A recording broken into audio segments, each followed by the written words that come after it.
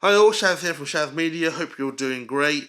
I just want to do a quick video and talk about my new camera, the Canon EOS R6, and why I upgraded from my DSLR. So stay tuned.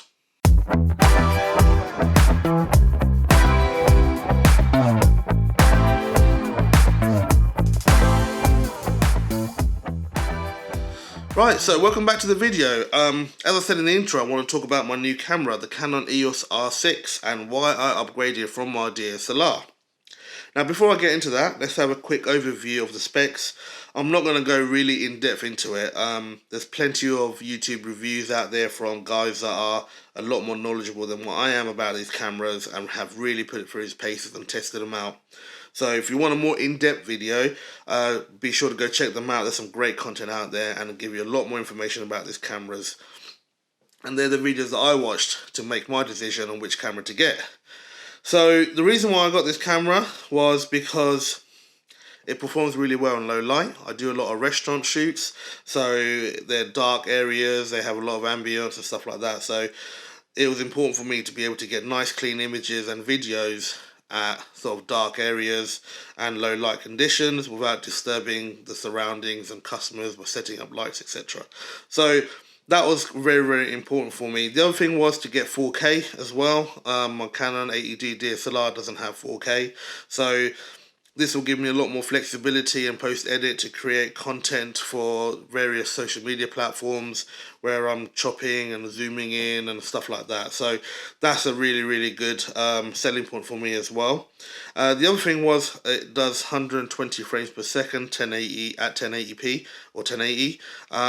That's nothing special because Sony's and Panasonic's, they have a lot higher frame ratings, but 120 is enough for me and what I want to do and achieve. So I wasn't too worried about that, but having that feature is going to definitely enable me to do or have more freedom with my video footage. It also has in-body stabilization, so getting some nice smooth handheld shots, that's going to help without having to rely on a gimbal or a slider.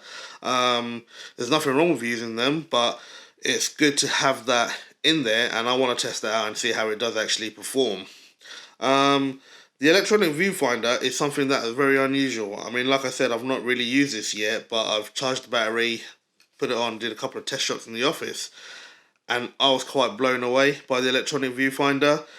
It looks stunning in there, and it's magnified, and you know, without you actually looking into one, it's really hard to tell you how it looks, but it's pretty much what you see on your LCD screen is what you see through the viewfinder as well.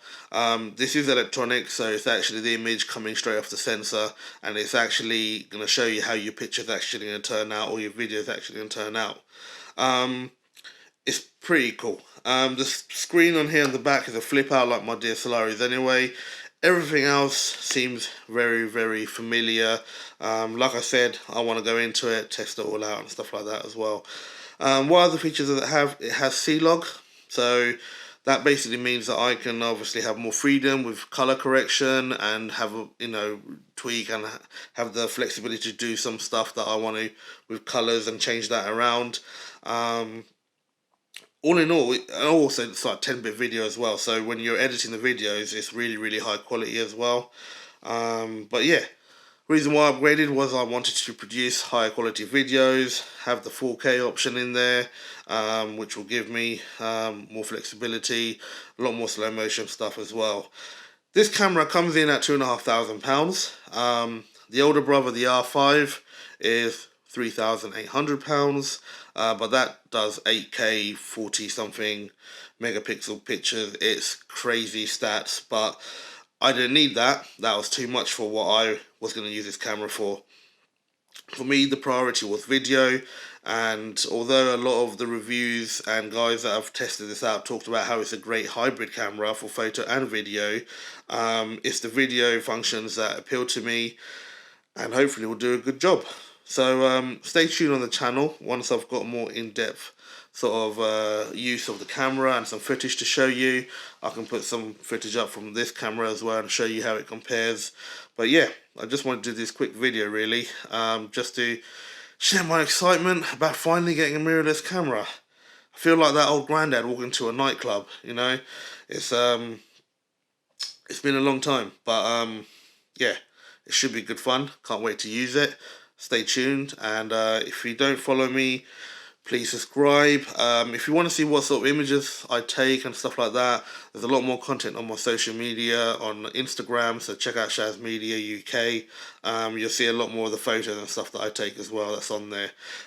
Video wise, there's a few on here, but I want to start doing more of these sort of videos where I'm talking about the tech that I'm using, why I'm using it, and why I upgraded. So yeah, stay tuned. Hope you enjoyed that. If you have any questions or if I've got something wrong, let me know in the comments. Let me know what else you want to know about the EOS R6.